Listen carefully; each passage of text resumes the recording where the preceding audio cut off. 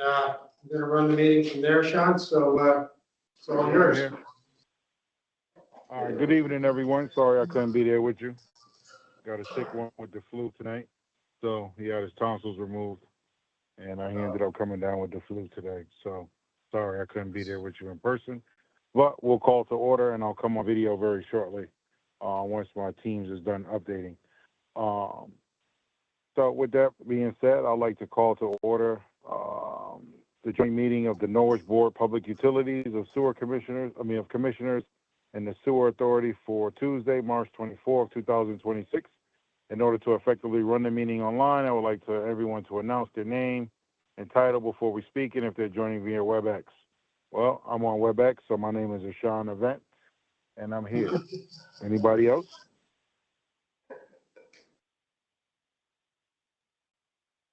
Okay. We're going to move on to section number 2, or section number 2 then, the 15-minute public comment period. Are there any members of the public here in person or online who would like to address the board? And I'd like to remind anyone who would like to speak tonight that the time is public comment and not a discussion or back and forth with the NPU board. Any issues raised by the public during this period will be considered by the board in consultation with the staff at the appropriate time. To be respectful of everyone's time, any public comment should be limited to 3 minutes. Is there anybody here with public comments, in person or online? So, Sean, we have just the board and staff in the room here. There is an individual by the name of Michael online.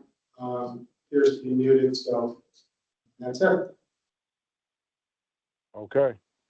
Michael, do you have any comments that you'd like to raise with the board tonight?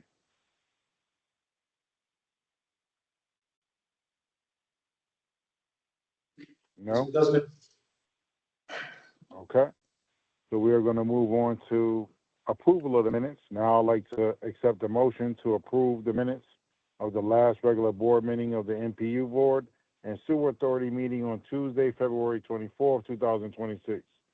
With a single motion, these minutes can be approved with one vote. We have a motion made by whom? I'll be your eyes with the scoop deal first, second by There you go. Just for Zika. Perfect. All right. So, seconded by, is there any discussions on the minutes from our last meeting? All those in favor of our meeting minutes? Say aye. Aye. All those opposed? Any abstentions? The motion passes to accept the meeting minutes from February 24th, 2026. At this moment, we would like to have a CMEC update. Stu, can you give us an update on the latest activities at CMEC? Okay, I'll try. All right, at least talk about the last month. All right, the CMEC board met on February 26th. CMEC reported that January was a quote-unquote bad month for the hedge. The extreme cold weather caused the load to be about 10% higher than budget, and the overall system demand raised all prices, resulting in a member residual energy cost of $116 per megawatt hour versus the budget of $83. For the month, 19% of the load was covered by the spot market at $247 per megawatt hour. And on January 27th, the coldest day of the month, the LMP price peaked at $650 per megawatt hour. So I guess we could have paid more. The apparent hedging strategy deficiency was discussed, and it was agreed that changes to the strategy to mitigate future cold extreme months were not viable. In that, attempting to inoculate costs from one extreme cold month would reduce the hedge flexibility in all other months, and thereby could increase overall yearly costs. The member power cost with member return for January was $198 per megawatt hour, significantly higher than the budget, 43% higher than the expected deviation benchmark. Of that $198, 43 of it was from so-called ancillary costs that were budgeted at only $7. Last March, ISO New England changed the method of calculating ancillary costs, and the $43 charge appeared to catch CMEC off guard. The Day Ahead Ancillary Service Initiative, or so-called DASI, is a program intended to add additional reliability to the grid by compensating generators for, quote, flexible response services, end quote, and providing an, quote, energy imbalance reserve, end quote. Both services intend to improve stability in the day-ahead market, but at a cost. And that cost was realized last month at $43 per megawatt hour. So essentially, flexible response means that if you're a peaking plant, they may have wanted you to be on at 5 o'clock, but they can call you at 2 o'clock and you better be ready. And they can ask you to stay running till 10 o'clock. You also have to agree to that. If you do, you'll get paid. But that means that they're going to be up and ready to go longer and ready to go longer. And that costs money, and they really charged ISO for that last month. CMEX said they expect the ancillary charge to come down next month based on the weather. And I'm pretty sure they're going to add an agenda item to talk about this all, because like I say, it caught certainly the board up. We didn't know about it. On the project side, the project portfolio was above budget by 19%. Microgen had a good month at 52% above budget, burning $700,000. Microgen could have earned more money, but 8 of the 20 units were not operational because of, quote, transfer trip issues, end quote, and, quote, weather-related breaker issues, end quote. Improving microgen reliability is a topic I've requested more information on, and will continue with the hope of an agenda item to be added to better understand costs associated with more reliable equipment. All other projects were below budget with the exception of sub-base fuel that was above budget because it did not run through the malfunction. Right. As discussed at our November meeting, the issue with microgen should be alleviated with a large battery project. However, that project may not be viable or desirable at the present time. As discussed last month, I requested an agenda item specific to microgen and batteries. I received a long email back from David Meisinger laying out the case that a battery project is not advisable at the present time, and the microgen is still viable for the intended function. Given that, I'll request that CMAC get an agenda item to one of the spring meetings to discuss improvements to microgen to increase capacity factor, including but not limited to more reliable switchgear and emissions equipment. And lastly, CMAC is now offering service to provide temperature gathering and rating to meet FERC Order 881 requirements. This FERC order is in response to weather-related outages in Texas in February 2021. After investigation, it was determined that more power could have been transmitted on the lines that were operating. However, the line capacity is capped based on temperature, which is predetermined as only a summer or winter temperature rating. The new FERC order requires a rolling 72-hour ambient adjustment rating. Temperature prediction has always been a needed feature of the microgen fleet, so CMEC has that ability and could leverage that to provide the services to our members essentially for nothing. While developing this internal solution, numerous external entities contacted CMEC to inquire if the service would be offered to others. As such, for a fee, CMEC is offering the service to external entities. Let's see if anybody picks them up on that. Could be a moneymaker. So stay tuned. Anyway, lastly, I spoke, I think, last month saying there was going to be a big announcement. So stay tuned to the paper and all that. And it's not public yet, but there was a positive outcome, and I believe it's going to be talked about at the Thursday board meeting. So I think an email is going to be going out before that, so we'll find out real soon. And that was very positive for CMEC. So that's all I have. I could just All jump right, in there. perfect. Thank you. Yep. Sean, Thank you, Stu. Yes. To what Stu said, so as we close over $200 a megawatt hour, so that works out to 20 cents a kilowatt hour, right? Which is almost our only rate. Just the wholesale cost, yeah. So we burn through literally millions of dollars in cash in 1 month. Yeah. So next month we'll be bringing more detailed analysis to the board once we have final numbers, for the remainder of the winter from CMEC, and we can get an idea of what that impact. But I just want to caution the board, obviously, that's coming. There were impacts in gas as well, though not as severe. We'll talk about those as well. But, our voltage go to winter, increases costs unfortunately, but it also increases unit costs significantly. So the customer's paying exactly the same per kilowatt hour regardless of what we're paying. And so there's going to be a curve. So there'll be more to follow. That was a great summary. Steve, thank you. These are microchips, please. Yeah, diesel, yeah. Yeah, they use it for peak shaving that cuts down on transmission costs, monthly transmission costs. What was the cost of all these units being down? They just said it was caused by switchgear that didn't operate properly or breakers that opened or whatever. So it wasn't a generator? No, the generator saw the switchgear. And they had some units out a few months ago because they failed an emissions test. And there's some loophole where they could redo the emissions test on a less humid day and it would pass. It's like, oh, great, that's sounds like a loophole. It's going to be closed at some point. Slightly marginal to meet the standards. Yeah, well, but right, exactly. But my attitude is, well, if we have to, pick some sunny day to go past the emissions test, if that's a loophole, it's going to get closed at some point. I would imagine. So any day of the month it has to meet emissions. And then do we need more new equipment or how much is that going to cost? So, a few questions about microchip. But otherwise, it's been our best project. And right now it's going to more likely be, for the foreseeable future, it will be our best project. As far as I know. So month after month after month, CMEX power costs have been significantly lower than Emerson's power costs. Except the last one. That's my question. Last month, how do they compare? They were 43% above average. Yeah, right, yeah. So correct me if I'm wrong, the strategy that you've been involved in this on front lines longer than I have, but the strategy that helped us for so long hurt us in this case, right? So I think it's still a net positive in that conversation as I understood it, but so that's why they're not changing the strategy. But at the same time, it was a tough month. Yeah, it was, like I said, it was called a bad month. That it's just a once in every, 5 years or something like that.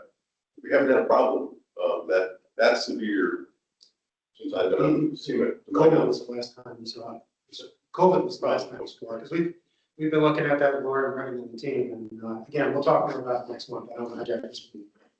It's something we got a very close eye on and what the overall impact is to your point, Bob. Already. I think we're good on that one, Sean. Okay, no problem. Thank you for the update, Stu, and thank you, Jeff, for the clarification. So we're going to move on to topic number 5, which is the Economic Development Subcommittee. Bob, can you give us an update on the most recent meeting of our Economic Development Subcommittee, and we'll be able to talk in more detail during our executive session as well, too. That's exactly right, and I'm glad you said that. We did meet on the 9th, and it was kind of full of celebrities. We had the mayor, we had the city manager, we had Kevin Brown, and we had Henry Resnikoff all at the meeting. And we really kind of focused on one significant project and one potential prospect. I can't talk about either one of them at this point.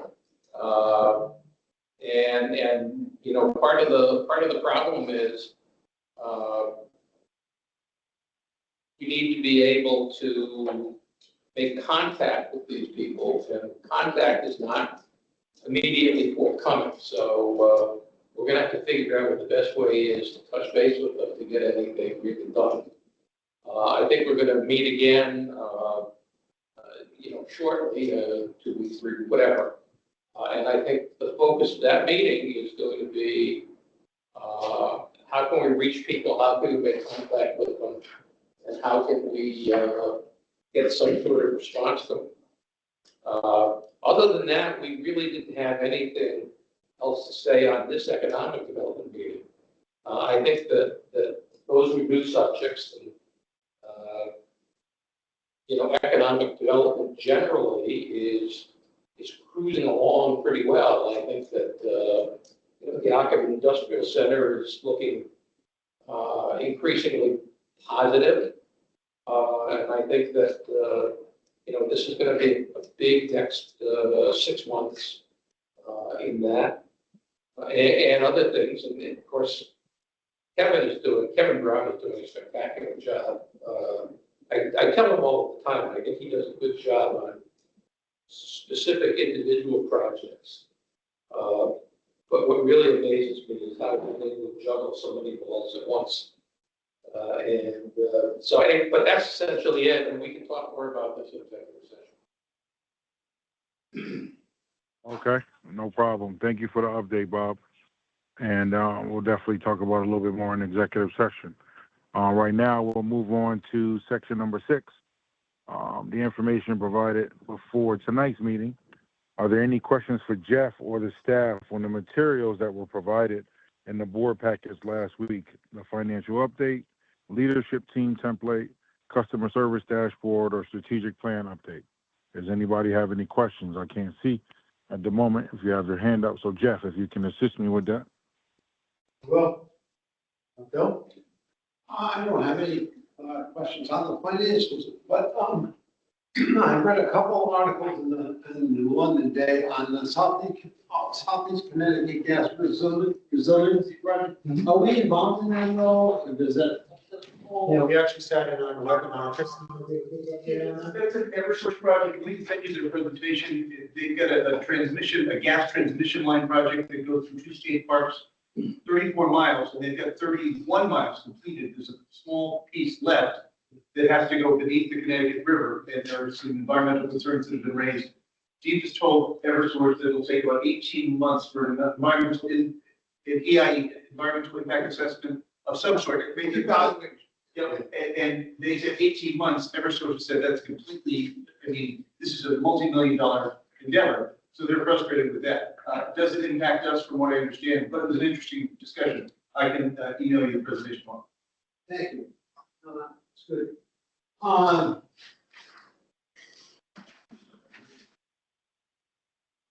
You mentioned All right. also. Sorry, Sean. Bill's still going. Still going, yeah. You talked a No little- worries. I got you. Yeah, I'm sorry? the Aquarian sale. Yeah. How will it affect us? So technically, the new entity, if it's approved by Pure, and I believe they were going to discuss it today or tomorrow, the new quasi-public entity would then be a regional water authority owned by several municipalities, a not-for-profit water utility would then fall under the purview of Pure. This threshold that they said is 300,000 customers. The concern is here's a non-profit entity under the purview of Pure, which would set a very concerning precedent for us. The NBC is very concerned. Obviously, we're following it closely. It's only for 300,000 customers. We're only about 8,000, but it's a step in a concerning direction. But I'm really concerned right now, not necessarily where. The legislature is considering a bill that would impact that. We're following it closely. We've got information that we can share with Senator Austin and our legislators if we have to. We haven't decided if that's appropriate, but it's something I've discussed with our lobbyists probably twice a week the past month.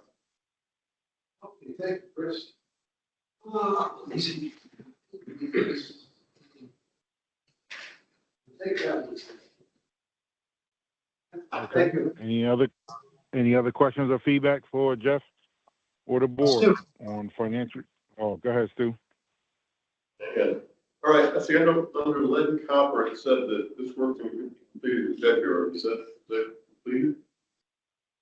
The initial investigation, they're gearing up for another 450 months. I think this is gonna go on for a period of time. That's good news. We're not finding it like services. Yeah. That's the good news. I think we're up to 11, but like 5 on our side. And they're still wobbling. People are barking about the part that's not private property. Utilize municipality forced to fix that. That line has cracked at least the homeowner. Right. So why would we be forced to replace that line? It does make sense. I think you were cautiously optimistic that we may be able to find some avenues to potentially support the customer if it's finding. Yes, we are going to try. So we have not finalized. Because right now, the way the EPA reads it is under the utilities control. So that line is not under our control. So that needs to be private. It doesn't solve the problem unless the houses do, so it's just kind of. Our intention is to provide an avenue to do that for the customer, because obviously that's expensive. Yeah, so once it's identified, so if we just did up to our responsibility and the homeowner decides they're not gonna do theirs, when the house sells, it's been identified now, they have to do something. Yes, we would have to, I think we have to ask them, I think, 3 different occasions if they want their line replaced. Say no, that's it, our responsibility. It is like this, these rules change constantly because of what they're finding. Who's changing the rules? The TPH? Yes, I mean, the city of Chicago has 1.2 million lines of lead. I mean, the cost of those, and so it's, those bigger ones are, it's a fallback to the small municipalities. I mean, we have 5 services that we can about do one on Friday, once a month to be done. But we need to be lead free by 37. We're well ahead of us. The city will only about 1,000 feet in on. So our predecessors did the next job here, but on here, so we just work great. Great at the work, not great at the work. All right, and then we've got several projects at the Second Street Hydro. And I forget, we probably talked about this before. How many megawatts is that the turbine? It's 2 megawatts. Oh, yeah, 2,000. About 1 megawatt each. 2, okay, the Western River is 1 megawatt. So I was mentioning earlier, this has been 5 years in the making. All of our wheels are turning. So Ockham, the 3 in the Greenville area, everything's turning. So that's monumental. And kudos to the team for making that happen. But Eric's not here. They booked him for 3 years about it. Jeez, okay, all right. Tony's here, when we see him, we can. Great job. All right, let's see, lastly, under distribution systems upgrades, a whole bunch of circuit 625 and 515 and all these. This upgrade, is this just new wire or is it bigger wire? It's reconfiguring the system, so we bring the wastewater treatment plant online, because we have 2 feeds out there now. Yeah. And each feed, we're going to feed 2 feeds under normal circumstances, but if one goes down, the other circuit's going to pick it up, so we just make sure that there's enough passing each of those lines. But this is the pole line that runs down from 82 down in front of the mobile station and Staples and all that. You see the poles being put up. Okay. Okay, so, but along with the new poles, you get brand new wire going on? Well, that's been wired up as well. Wow. All right. Just along those lines too, I remember you mentioning some months back, we're working with Burns Mac on the comprehensive system study. This we have to get done to support the wastewater. Yeah. But we will be coming back to the board, with a comprehensive report on the status of the electric system. Things like Second Street had to be taken care of, we have to infrastructure, but we really want to approach this in a systematic plan fashion with assurance. Good, right, great, that's all I had, thanks. Any other questions? I think we're good, Sean. Okay, no problem. So we'll move on to agenda item number 7, strategic presentations. We have 6 strategic presentations tonight. Jeff, who will we hear from on the following? I'm going to have you take the lead on that, which bullet point you want to go, if you're going to go in order, or if you're going to jump around a little bit. Just let me know to my tracking. We'll go in order, Sean. We're going to start with, Okay. Steve's going to give a presentation on the response to recent storm events, and by that I mean the last year. In here, he's capturing the major events when we had a 15, 24 plus hour response. But this year alone, we had several, 4, if my memory serves me correctly, events that we planned for in stage 4 or plowed, as I look back for Barry and the underground crew. So I just want to highlight for the board the amount of work and effort that goes into literally keep the lights on. And Steve, it's all yours. Great, thanks, Jeff. Yep, so as Jeff mentioned, this isn't every single storm that we've done over the past year or so, but it's really the major ones. Just showing you, based on the forecast and the duration of the storm and the timing. One thing that's interesting is a lot of these occur overnight and on weekends. And when it's overnight or on weekends, it's either time and a half or double time to staff up for that. So we take planning very seriously. Next slide, please. Theoretically, our storm response is largely standardized. Theoretically, go out, make the area safe. There's a line on the ground or something, make it safe for crews in the public.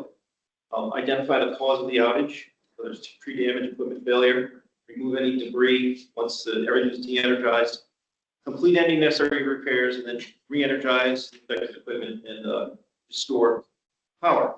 The restoration, though, depends largely on the severity of the outage. So these steps that I just mentioned may take minutes, they can take hours, or they can take days after the storm.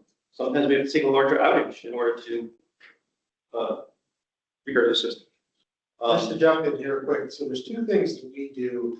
Talk about the priority down here at the bottom.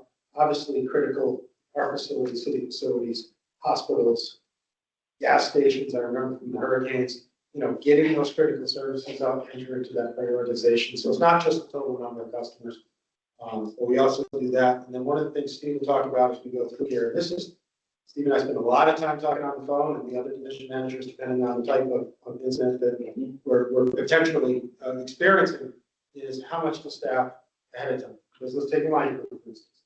You have a crew here, you have a substation mechanic here, you can restore on average in a third of the time that it would take to get the call from them, they got to line the truck up, they got to figure out what's going on, things along those lines. So again, it's a balance of cost and service. And we don't always get it perfect, but I think we've done a pretty good job of doing that. Steve's going to explain a little bit that as we go through. But there's a lot of challenge to it. It's easy after the event to think about. Even look at Larry with plants, right? Staff in little snowstorms, we had staff for plants. Something goes wrong, you can't get there, and it impacts water quality. We could have a really interesting argument. But Yeah, and as Jeff mentioned, our planning depends really on two things: the weather forecast, which is right maybe 50% of the time, that's and just, what we're observing with our own eyes and ears and so on and so forth. So for minor storms, we simply put additional on-call resources in place. We typically have one lineman and one substation mechanic on call every shift. So we'll maybe add more to that. More severe weather. In addition to those on-call personnel, we may bring in 1 3 or 5 man line crew and have them stationed here at South Golden Street. An additional substation mechanic. We'll bring on customer service reps on standby, and they're able to take additional calls if we get a lot of outages and the control room we have overwhelmed. We'll bring in a supervisor at that point to manage things, tree crew, and then communication staff will bring in to make sure that we're getting information out to our customers in a timely manner. So based on the number and severity of the outages that occur, we'll bring in additional line crews as required, additional substation mechanics, supervision management, maybe an additional tree crew. And this is where things sort of start changing because the control room itself can't manage the outage at that point. Maybe too many outages. So we'll bring in spotters. And we'll use our field service department for that. They're trained to go out in the system and scope out damage. You'll see them sometimes if there is a line down, they'll be on the side of the road with the cones up and that until we can get out there and make it safe, things like that. We'll bring out a war room staff that consists of GIS department, people who coordinate spotters, line department. If we have mutual aid in as additional crews or contractors, we'll have someone come in and coordinate that work, and engineering and IT support. This is really, when we're looking into a day or two or three or more, this is how we would staff up. And then at that point, you got a lot of employees here, 24 hours a day.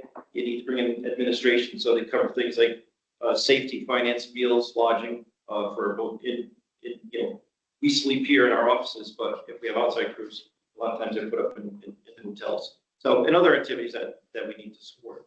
one of the key points here that's a huge advantage of being a Forest Service utility, and look at Barry over there with the underground crews and heavy equipment, things along those lines. We're able to, even if it's an electric outage, we're able to utilize other crews to help with that. A lot of times snow's a big part of this, making sure roads are clear, things like that.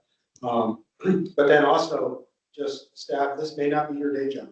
So you have a storm job, you have a day job, and they may be very different. But we try to enhance our training so that we can bring out with Laura, your team does everything from web EOC to system with her team with meals and things like that. So it's really, it's fun to watch. It's fun is the wrong word, but it's neat to watch because the way everyone comes together and nothing the organization never functions better than during this.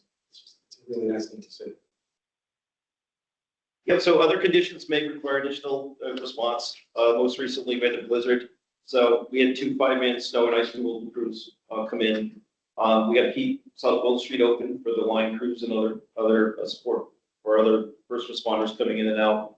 And then we have our remote facilities that need to be kept open. And in some cases, we may staff our plants. And it depends on if power or communication outages occur, those plants we have to go, we have to staff them because we lose all vision into the system. Sorry. It's okay.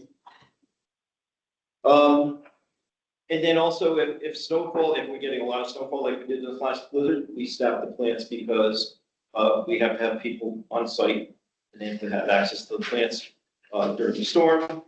Stony Brook, for example, has a half-mile access road to get down there, so we have to keep that open. So that access to the plant. Next.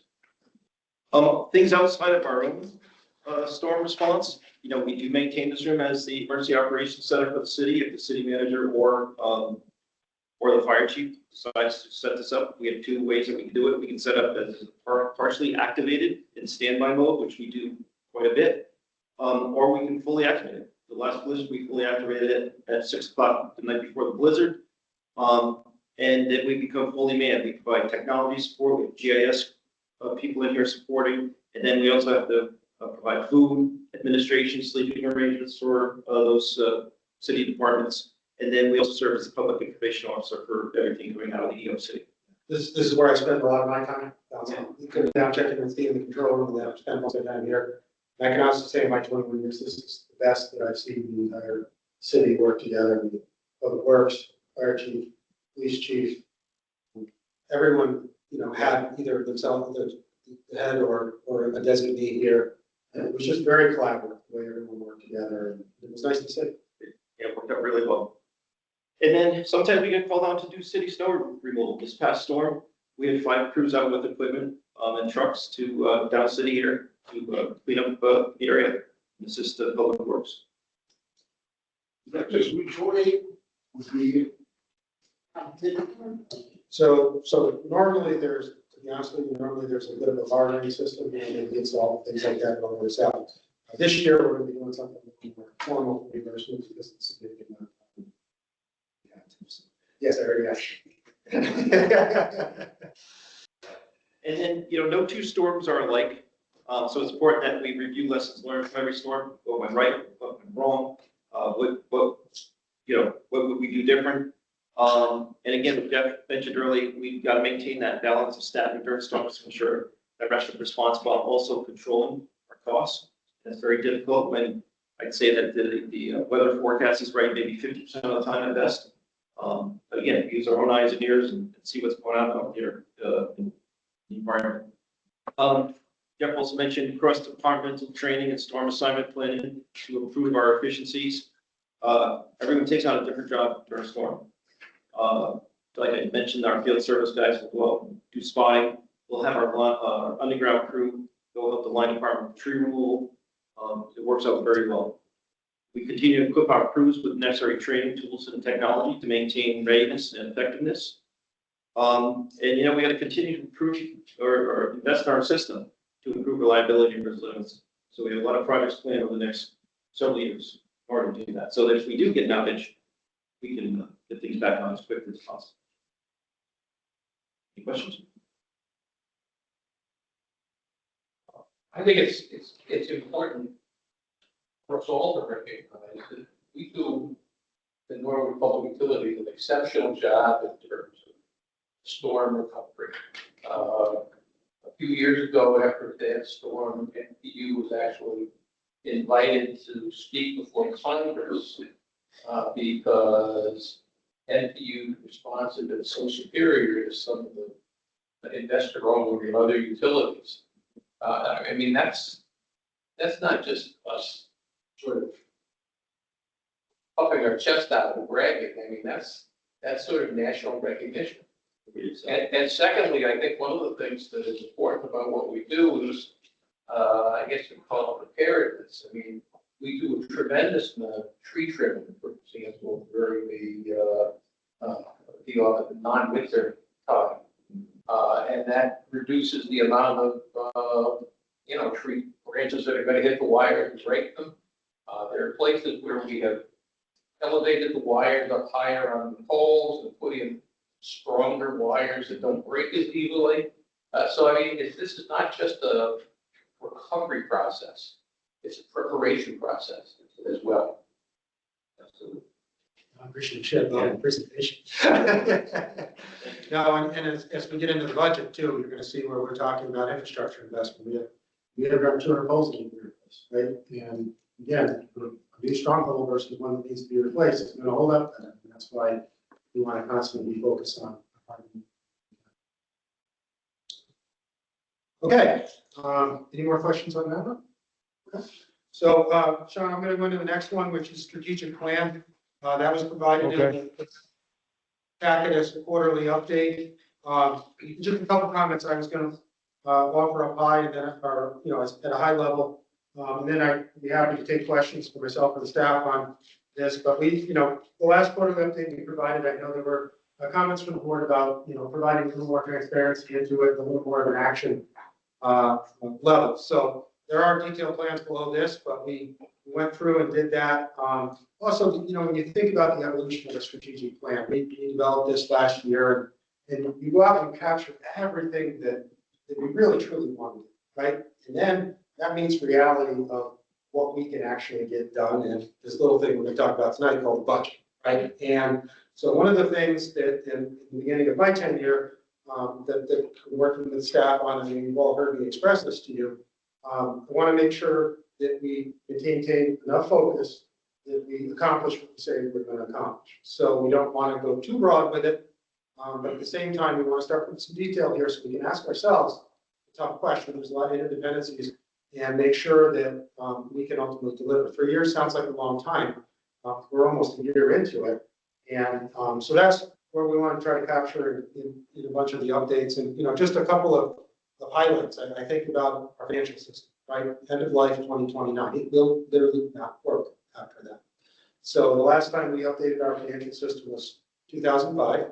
I was here, but not directly involved, though I heard a lot of unsolicited feedback on the challenge that represented. We're also going to be, as part of that, because they go together, replacing our customer information system as well. That's in addition to all the operation stuff that we're going to talk about. But there are some big things in here that we're going to be focusing on. So on the O&M side, we talk about all of the capital investment, which is 100 million. You see that in the budget.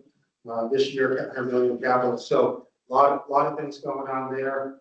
And then obviously very important priorities like economic development and things like that. So it is a constant balance and something that we talk about very frequently, making sure we maintain the balance between reliability and keeping the operation running smoothly, but also making the necessary investments and being sure that we're prepared to grow. So I know we have 6 presentations tonight. I'm really not going to go into it in more detail than that in presentation form, but I'd be happy to take any questions that anyone might have.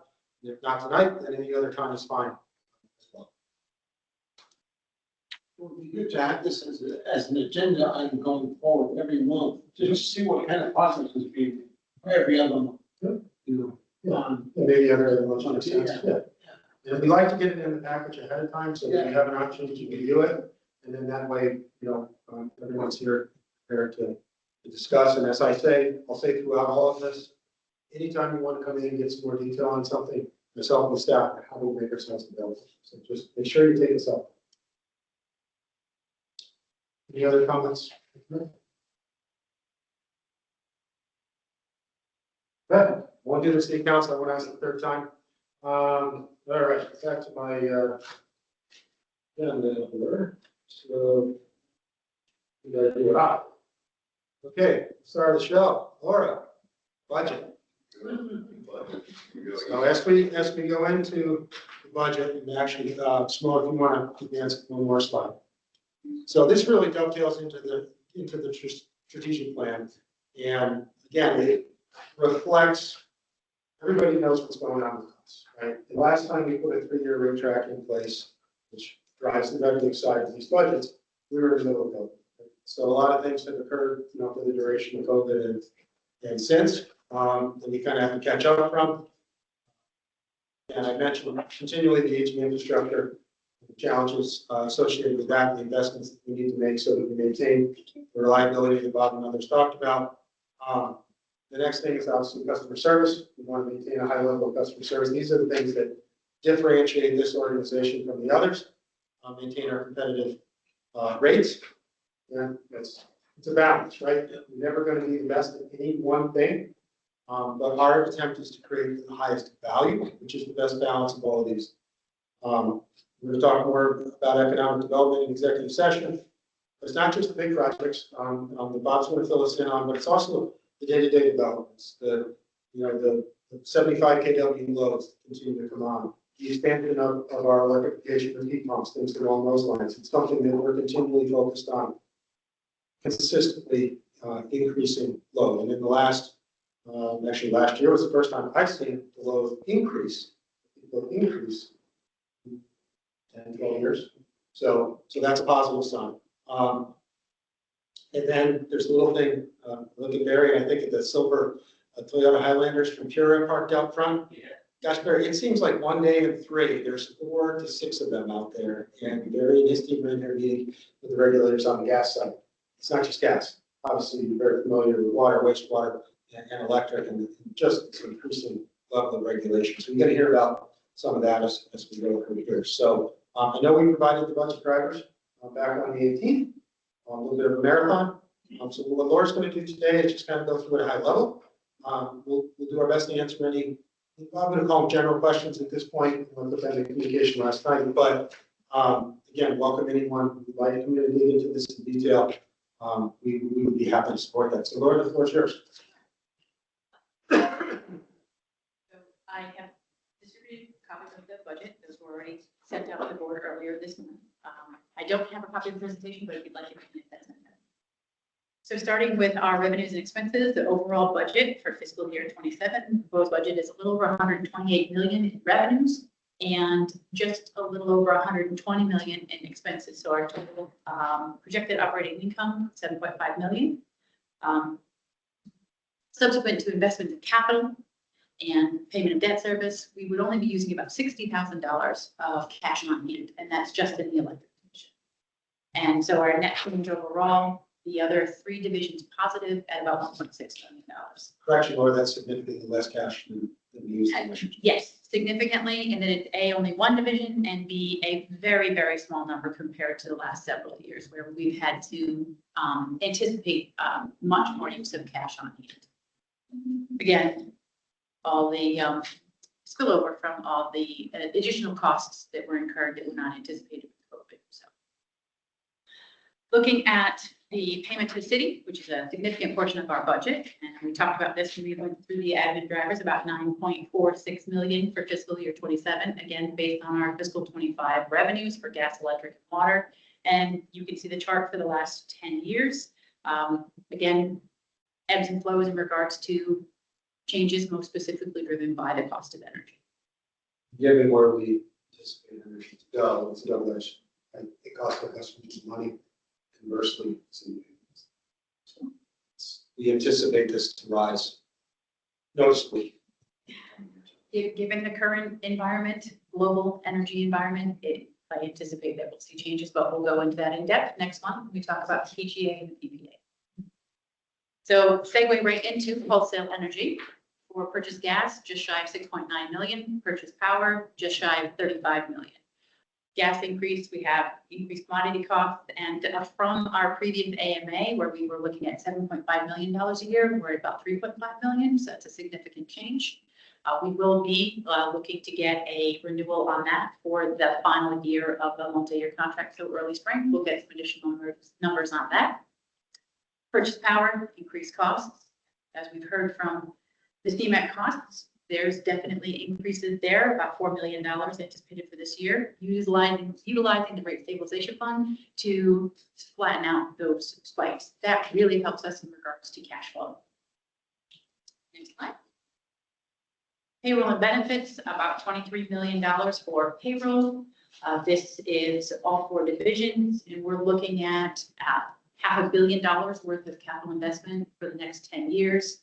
Again, speaking to where Jeff was talking about at the beginning, reliability, customer service, competitiveness, being future ready, and meeting all those regulatory requirements. Every single one of our divisions has different regulatory compliance that we have to meet.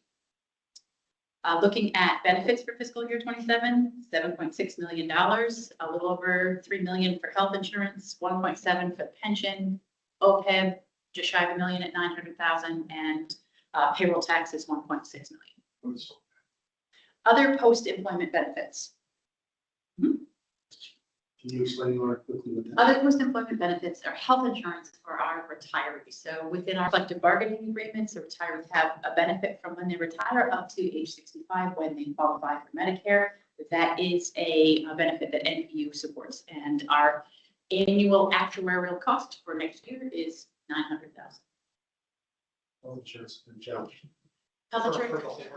What kind of increase is that from last year, the prior years?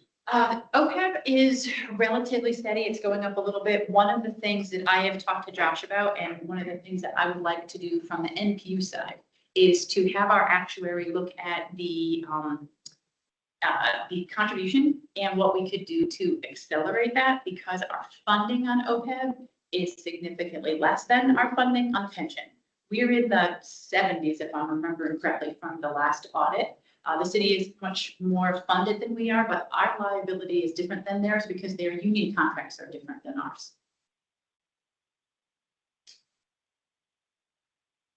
Looking at O&M for fiscal year 27, a little over $12 million, again, across the entire organization, focusing on safety, reliability, and the regulatory driven expenses.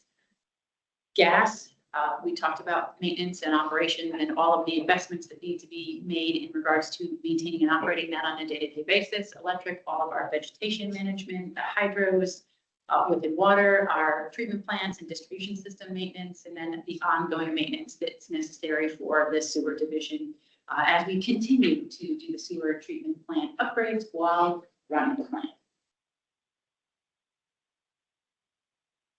General administration costs, again, supporting our operations across the entire organization. We have our safety program, our annual audit, the payment that we make to the city for additional services, our services for legal services, outside services, and our investments in the other support functions, software, technology systems, office supplies, training, and utilities, and all of our utility trade membership associations.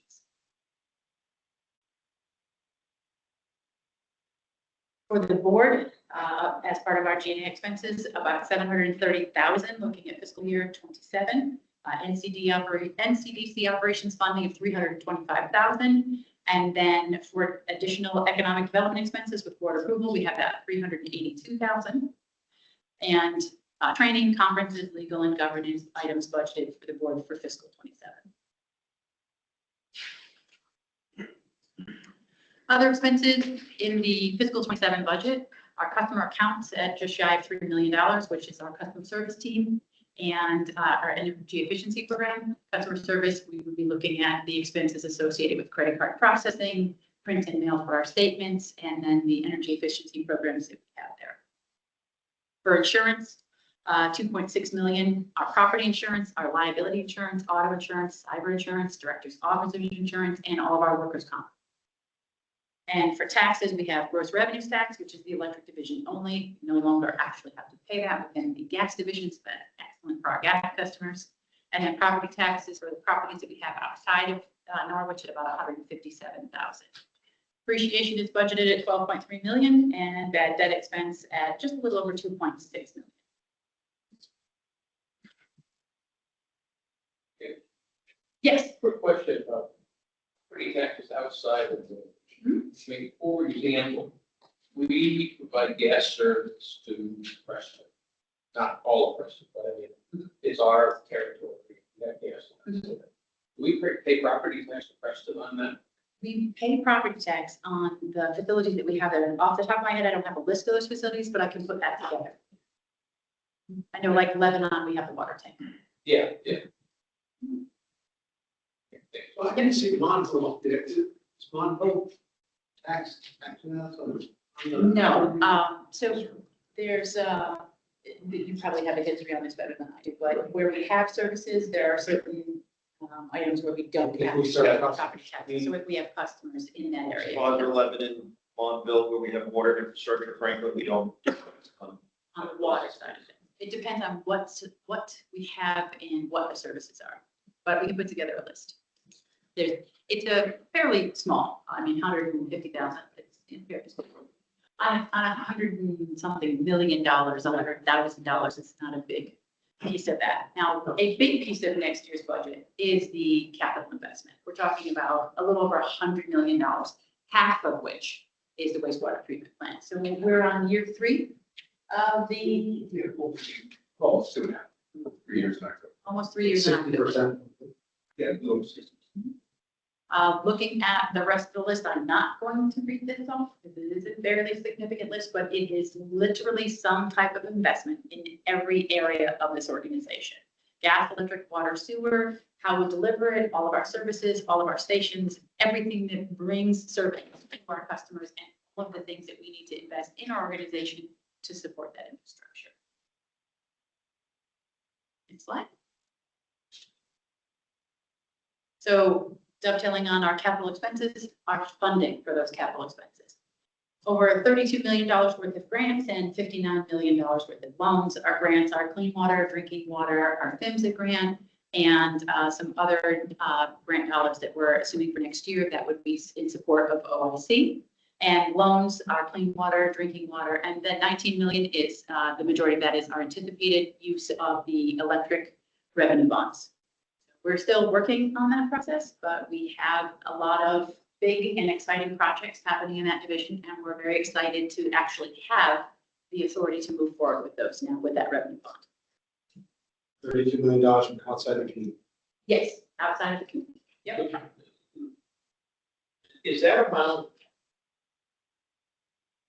informally at least fully allocated, or? We have, when we put together the approval for the electric revenue bonds, we had a list of projects that sort of supplemented that underneath all of the different areas. And we have areas from generation, distribution, substations, looking at like the substation, that's almost what, $40 to $60 million right there. So we have the ideas of the things that we need to invest in. One of the things that's going to inform exactly what we're doing and the sequencing is the project that you're working on with Burns and Mac, basically the master plan.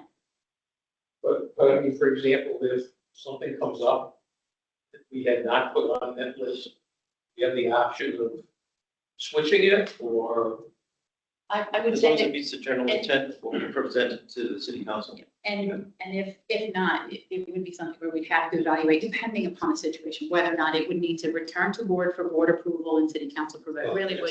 So many things with, Al better speak to this, but there's so many things with D and DPH that are so strict that if you change, right, it's like we couldn't take water money from the sewer plant and replace it in the agreement. But that would be state grants. Sure. I mean, what I'm talking about is the money that we got allocated, or got approved by the council. Yeah. We have a lot. Bonding. We have a lot more And- flexibility with that. I mean, did we submit a list to the council and say? A generalized list of the areas that we want to improve it, but not like specific itemized projects. And it's different areas within the electric system that we need to. There's about 6 categories, and we have a budget maximum on each of those categories. So I think as long as it could logically fit within those categories, Sure. then it would be able to.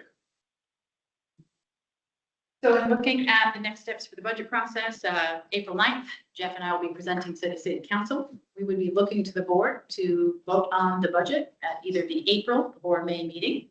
Subsequent to it being approved, we would be providing it to the city, and it will be included in the City of Norwich comprehensive annual budget, which goes to city council early June for approval, and July 1, fiscal 27 starts.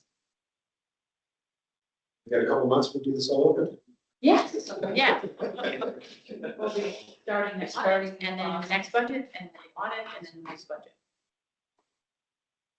One other quick question, how is the pension fund expense being impacted by the big debt obligation that they took out to pay the unfunded liabilities.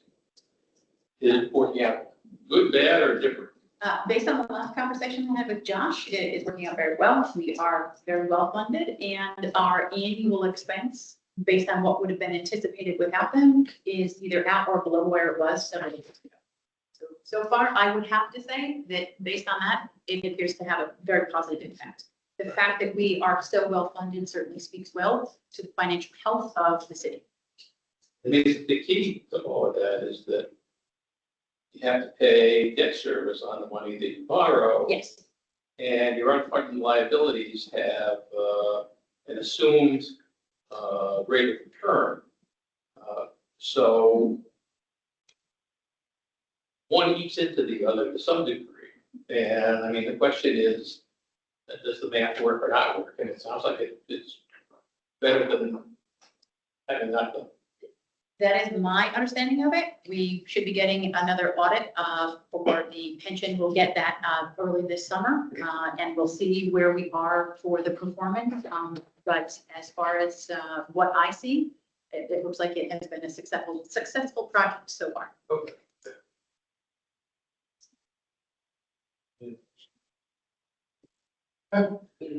Very good. So we will move on to Shailene, who's who knows customer service manager, and she was going to talk about your moratorium. Another 6 months have gone by, and instead of going into the moratorium, we're coming out of the moratorium. One of the other things we're not going to talk about too much tonight, we're going to be talking about going forward is bad debt. And as the economy puts more and more pressure on individuals, that's been more and more important. So we'll be talking in meetings going forward about our collection processes and things like that. Right? We're going to talk about more. Good evening. So each year we participate in the winter moratorium from November 1st through May 1st, where essentially customers can be protected from non-payment determination of service. They can qualify in our office, provided that they show documentation that they received Social Security, employment, any kind of state or local assistance, including energy assistance. If there's physicians certified that there's a serious illness in the home, or their income is at less than 125% of the income. Those incomes are verified through TPCA, which also gives them the opportunity to apply for energy assistance if they have not done so. This is just a chart showing the last 5 years of purchase filing. Currently, we are just under 1,900 customers filed for the year, slightly less than last year at the same time.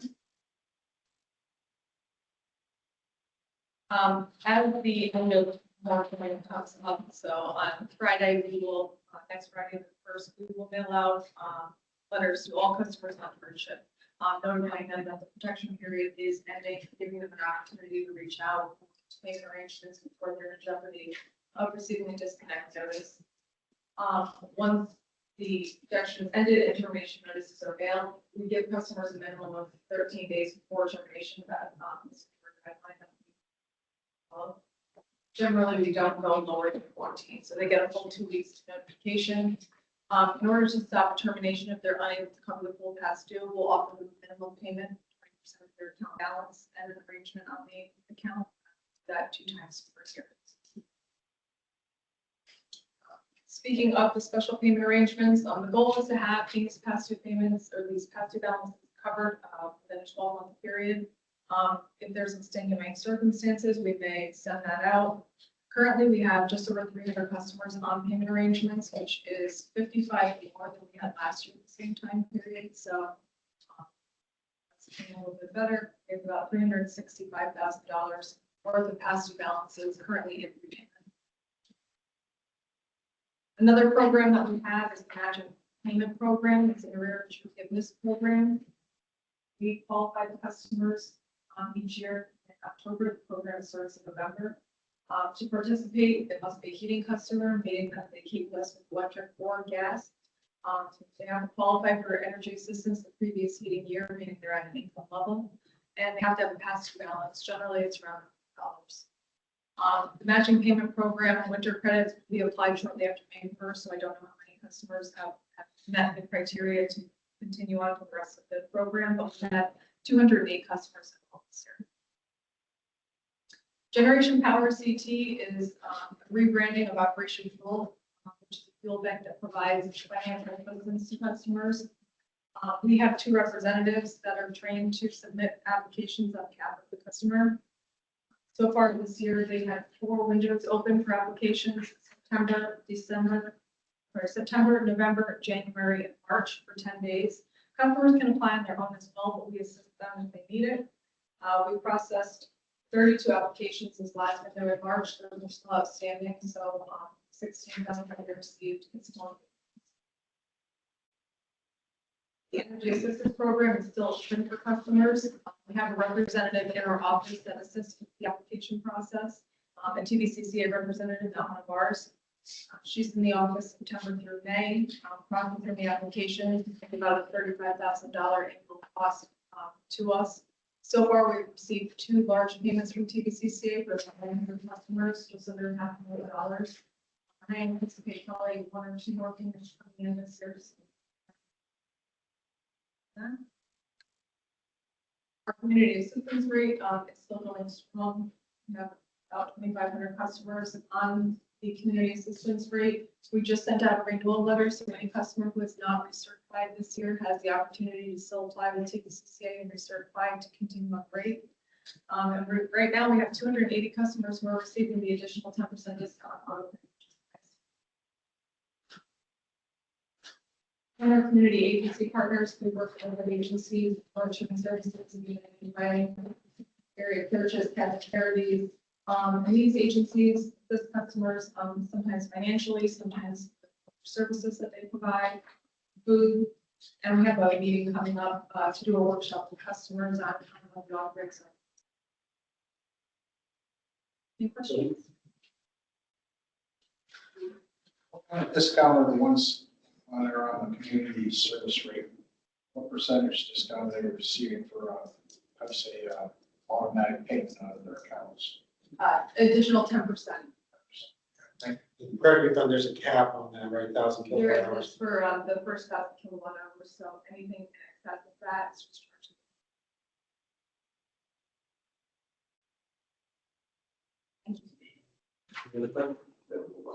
You know, this is one of the things where I talk a lot tonight about balance, right? And I spend a lot of time with the customer service team over the years. This is by far the most stressful time of the year, right, Shailen? We really do try to do everything we can to help customers help themselves, while understanding the fact that they're in business, right? And so that's, it's very difficult, not just tactically, but emotionally, you know, for the reps. So it's thank you and your team for everything you do, you know, all year, but especially this time. Okay, so that's going to move us on to Matt Ross and the wastewater treatment plant update. I was down there, I heard a lot of vibration and pounding, so there has to be stuff going on.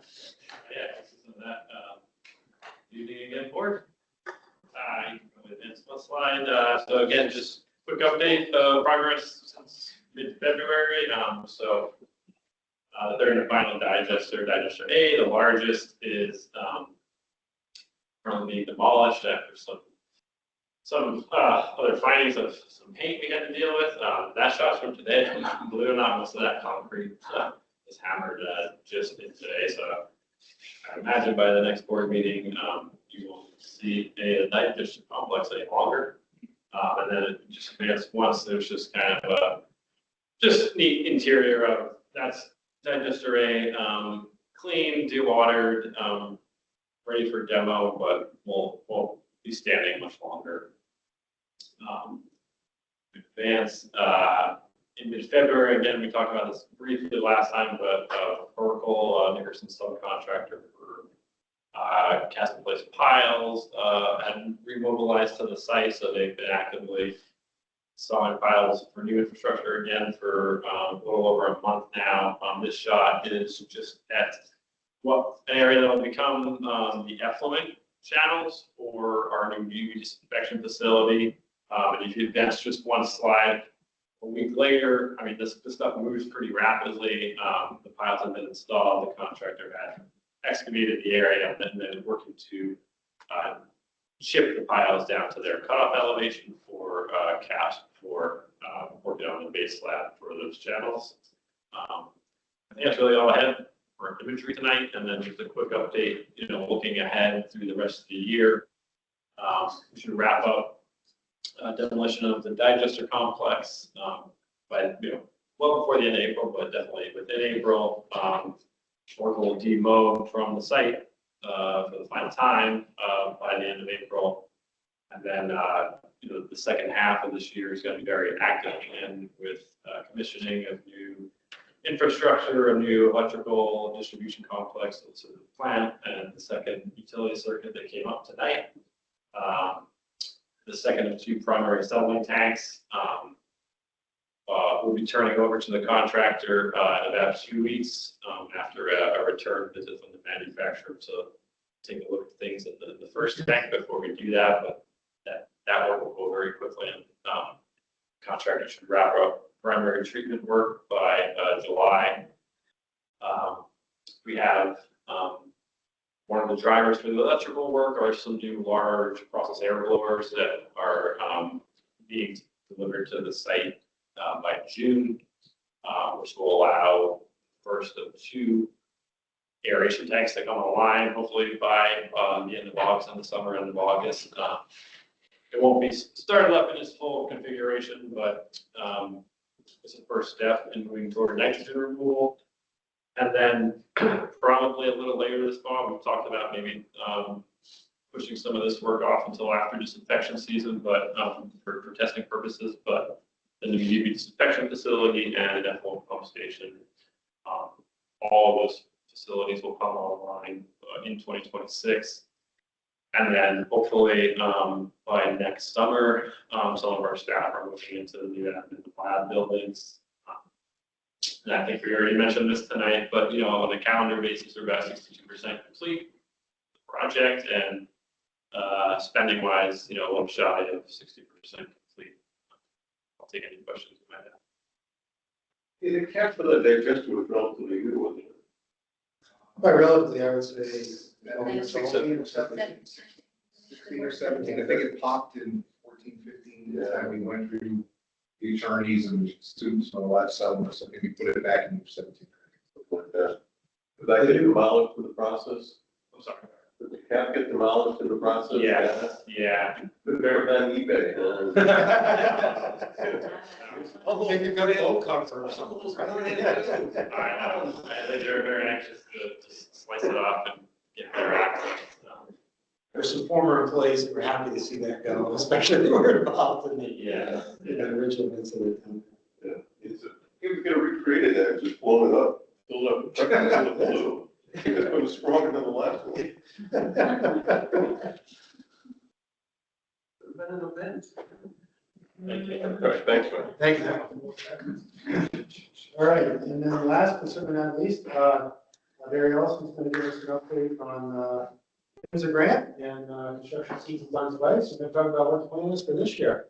So I wanted to go a little bit old school, and I've done a number of these presentations. I say we're doing a mile here, 3 miles there, and you don't really get the impact of all the work that's being done.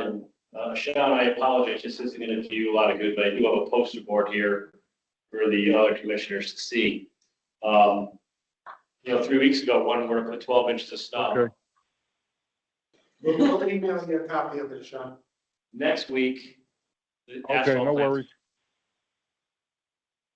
And the week after, we dig into North Main Street. So it's kind of, everything happens very fast. And, by the first or second week of April, we're digging again. And this year is no exception. So just briefly on this map. So the orange, yellow colors are what we've completed to date. That's from the 2022 grant. We got Asylum Street, the NFA area with McKinley, Franklin, Rockwell, Crescent, and North Main Street from about Burnham Square to 8th Street. This year, still, we're going to close out the 22 grant. That was a $10 million grant to do just over 4 miles. We're going to pick up on North Main Street from 8th Street and run to about Manny's Restaurant. There's also some pavement restoration we have to do in the NFA area. And then, of course, all of North Main Street will have to be pavement restored too. That's going to run until about July or August of this year. Then we start talking about 2023. That's already an approved grant, $10.9 million. So the game plan for that is in 2027, we do the work in green. which is Tacville, Norwich Avenue, Hunter's Road, Hunter's Avenue, South B Street, and a little chunk of East Main Street from just over the bridge to Hamilton Avenue. I have that highlighted here, about 1.25 miles. Then we looked at the following year, we go to Laurel Hill, probably the toughest part of the project that we'll have. Do you have a question? Oh, okay, yeah, so we got the trifecta there, old infrastructure, a lot of traffic, and high probability of rock. So it's gonna be a challenge. That will be one of the more challenging ones. And then we'll wrap up the 2023 grant for the roads in this sort of this pink color, which is the Norristown, Town Street, and West Town Street has some cast iron, and then down on Shipping Street. And, you know, so you see sort of the magnitude of the amount of streets we've done, but you also look at the spread, right? So we're in Tacville, Greenville, Laurel Hill, downtown, Norwich Town, little piece of Thamesville, little piece of West Side. So it's really been spread out across the city, which, you know, I think is another benefit too. And again, just 100% grant, no match. So with that, I'll move over here and go to the presentation. $20 million from outside community. Yes. Yeah, so we talked about the progress updates. So I've been talking about the 2022-23 grant for the last year and a half to this board. And yesterday, the last of the 5 rounds of funding was released in a notice of funding opportunity for $98 million. Released yesterday, applications due on May 22nd. So we will certainly be applying for additional grant funding for that. We weren't successful in the combined 24-25 grant, not because we didn't have quality projects, but because we'd already been awarded to a capacity issue on Doomsday side, which we understand. Would you like to get there for Donald? So it's capped at 12%, any one entity. So it'll be, you know, sort of capped there, but it's a little early. I'm going to say probably $10 million. We'll probably try for. I have a slide as my initial thoughts, although we have to read the language of the. So again, here we talk about these numbers. So main installed to date, 3.13 miles, 155 services. And what remains this calendar year, again, is North Main Street at about 1 mile, another 41 services. What we spent to date is about $7.9 million, so we're kind of right on track. We certainly won't be handing any money back to PHMSA, which I think is the ultimate goal. And I think we're going to come in probably within 5% of what we budgeted. You know, considering these numbers were generated in 2022, and here we are finishing in 26, I consider that a success. Just quickly, I want to recognize Harris team did, the county team did, everybody who supports you. Out of reporting hurricane, and just the money, free money isn't free, right? And so there's just to recognize the huge amount of effort that went into that in order to make this happen, make this continue to happen, and get the reimbursements. I appreciate it. It is a lot of work for everybody. A lot of stress on resources to do this model, for sure. This is just the spreadsheet. I won't get into the weeds on it. It just tells you a more granulated progress report of where we are in the 2022 grant. There are 2 areas, the top 2, Asylum Street and Rockwell and Crest, 100% done, all main services, paving, line striping, everything's done. Several of the other areas are done. We just have to put the top coat of asphalt on it. In fact, we're shooting to do McKinley and Franklin on NFA's spring break, which is the week of April 13th. We're all those spring break, April 13th. If we can make that happen, we will. Otherwise, we'll push to the end of the school year. 2023 grant, again, we did just talk a little bit about the areas we're targeting. 1 3/4 miles the first 2 years between Taftville, East Main, then moving down to Laurel Hill, Norristown Shipping Street areas. Not a lot to really report on now, other than we have a good plan. And at this time next year, we're going to be ramping up for that. We'll be here before we know. So, and then the grant that just came out. So again, the total allocation, if you recall a couple months ago, current administration did shave off 50% of that grant. That was supposed to be $200 million basically, but $100 million was taken away. But hey, it just got released today in a climate where government is spending a lot of money on the federal side. So we're just glad that this didn't get rolled up either. I consider that a win. I'm still reading through it. It's a 30-page document. It doesn't, first glance, doesn't look like anything too out of the ordinary from the previous 3 grants. So I expect us to not have much trouble meeting that deadline. And to your point, Bill, I think any cast irons that we can't get to because of funding challenges, we'll put in a number there. I'll try to come up with maybe 2 million or as my initial thoughts. Then we have to go after the indoor meter moving outdoors. It's a new law was passed in Connecticut. That may not be as competitive as some other grants, so we'll see where that lands. I'm pretty confident we can get some money for cast iron. The meters are a little bit more questionable. We'll make our strongest case. And I think that's it. Sean, there's the map I was going to show. So if you're seeing it, you can zoom in. But this is why I went paper, because you really can't see that too well. So that's I can see it. Thank you. Majority, if not all, the cast iron in the system, right? Yes, it will. I think we're, so between 22 and 23, when we started, was 8.5 miles. We'll be under 2, and I'm cautiously optimistic we'll be under 1. There's some straggler streets here and there that have, 1,000 feet. That's what we'll go after in the 26 grant. This is the majority of our leagues. Yes. This is, most of the repair work we have to do is on this infrastructure. So not only does it give us the capital to go after it, it's also, hopefully going to help with O&M, down the road. We had a rain crack over not far from Manning's this winter, and it was not an inexpensive leak repair. And the follow-up to make sure that the leak is actually been repaired, there's no further migration to our building. We have to monitor that every single day until our gas readings are at a point where we know it's not happening. So cast iron getting out of the system will certainly help with O&M costs. Fortunately, Larry still has a ton of water in this one. He's getting out of gas. Yeah, we can start. What depth does it have to be buried at? 36 inches is the standard. There are exceptions for extenuating surfaces. You go through an intersection where there's water mains and sewer mains all going like this. You can go as shallow as 24 inches, and we'll put a steel plate over the top. So if an excavator does dig, they hit the plate before they hit a gas main. So there are ways to get around, but 36 is the standard. So we sort of look at individual projects, whether it's sewage plant or this or a bunch of other things, individually to see what's going on, what's available for grants and all of that sort of stuff. But it seems to me, and again, correct me if I'm wrong, that NPU was slow to do capital improvements for a while. And we really sort of stepped it up in the last few years. I think that's a real credit to everyone in the organization. Maybe I'm wrong, maybe it's. You're 100% right. Yeah, and that's on purpose. And to go further with that, there's a reason why these tough areas are the last ones to go, because it just costs so much money. So we would get lower hanging fruit, if you will.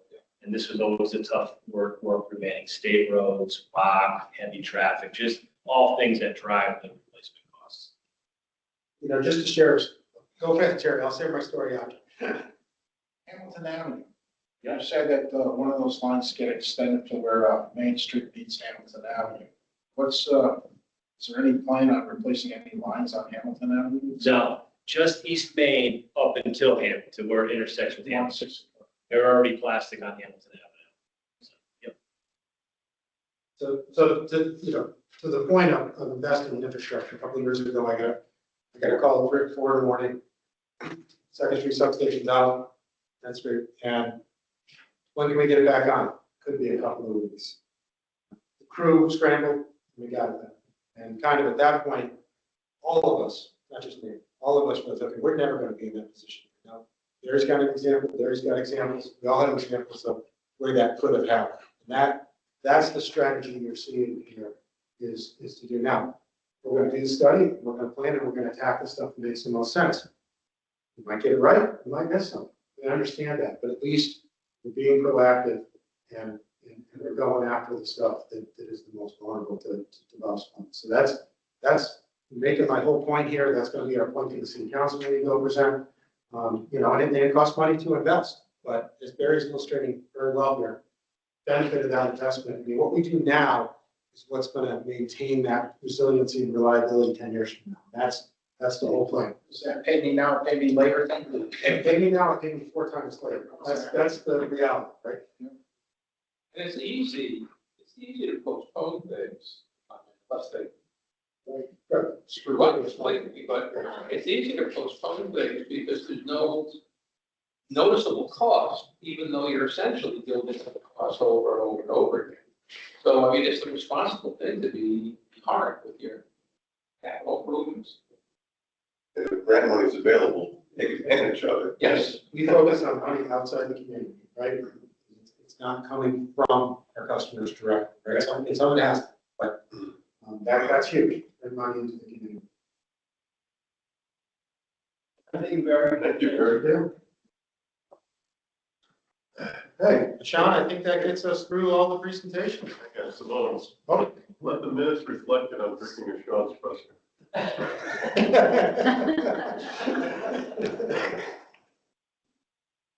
think that brings us to executive session. All right, Jeff. So that brings us into executive session. Is there a motion to go into executive session this evening? Take that motion, Sean Phillips, take that. Motion, do a second. Any discussions? All those in favor, say aye. All those opposed?